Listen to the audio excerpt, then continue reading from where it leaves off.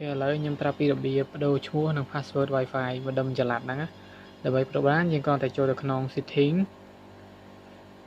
ចូលទៅក្នុង setting ហើយយើងយកពាក្យទៅ Wi-Fi ហើយយើង connect បណ្ដុំចល័តហ្នឹងមកនេះបណ្ដុំចល័តខ្ញុំបាន connect ទៅហើយនេះឈ្មោះវាឈ្មោះដើមវាអញ្ចឹងណាហ្នឹងហើយឥឡូវយើងចាប់តាមដូរយើងគ្រាន់តែចូលក្នុង browser ដើម្បីដូរយើងចូលទៅក្នុង browser មកអូខេចាំបន្តិចទៅក្នុង browser ហើយយើងបើក browser ថ្មីមកអូខេចាំបន្តិចនេះចូល browser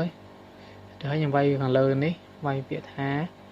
192.168.0.1 នេះក៏គេអត់វាហើយចុច enter ទៅវាចូលមកដល់នេះជុំដល់ផ្ទាំងដើម្បីដូរឈ្មោះហើយឃើញអត់ហើយដើម្បីបដូរបានយើងគ្រាន់តែចូលទៅក្នុងចូលកន្លែងនេះមកវាមានដាក់ថា password login តែ password login នេះយើងគ្រាន់តែវាយពាក្យថា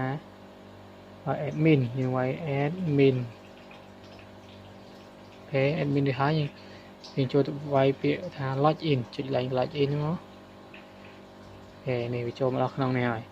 ចូលមកក្នុងយើងអាចបដូរឈ្មោះបានទេយើង zoom មកឲ្យគៀកអ្នកគ្នាមើលដើម្បីបដូរបានយើងគ្រាន់តែចូលយើងបាក់មើលអីច្រើននេះលេខទូរស័ព្ទដែលយើងបានទូរស័ព្ទម្ដុំស្មាតនេះ010នេះអានេះលេខទូរស័ព្ទនេះលេខទូរស័ព្ទណា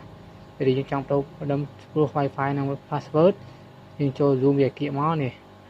យើងពាក្យថា setting wireless យើងចុចលើ setting wireless មកនេះឃើញឈ្មោះដើមវាអត់នេះឈ្មោះដើមនេះឈ្មោះ Wi-Fi នេះឈ្មោះដើមហ្នឹងណានេះ password នេះយើងចុច display password នេះហ្នឹងឈ្មោះ password ដើមលើខ្ញុំដូរឲ្យខ្ញុំ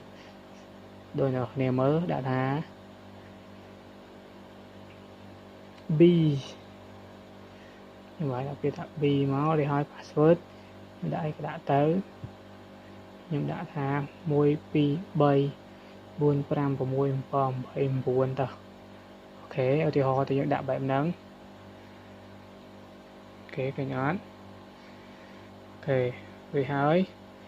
យើងបាក់ធ្វើច្រើនទេ zoom វាមកធំមកแล้วយើងចុចកន្លែង apply នេះកន្លែងនេះវាមានពាក្យថា apply ចុចលើពាក្យ apply នេះមកនេះ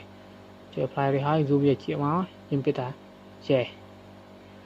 មើលស្ទុះទៀតវានឹងដាក់វាចាប់ដើមបដូរឈ្មោះឲ្យ Wi-Fi ហ្នឹងអូខេចាំតិចសិន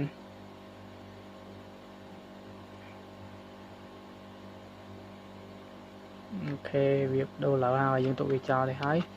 នោះអូខេវាលោត success ហើយឥឡូវវាបានបដូរឈ្មោះហើយយើងចូលម្ដងមកនេះយើងចូលម្ដងមើលក្នុងម្ដងយើងឃើញវាបានបដូរឈ្មោះទៅហើយនេះឃើញអត់ B password 1 2 3 4 5 6 7 8 9ដើម្បីបដូរ password គឺមានតែប៉ុណ្្នឹងឯងទីហើយយើង connect សារថ្មីយើងចុចឈ្មោះហ្នឹងលើឈ្មោះហ្នឹងហើយ connect វាសារថ្មីទៅបានហើយអូខេអរគុណច្រើន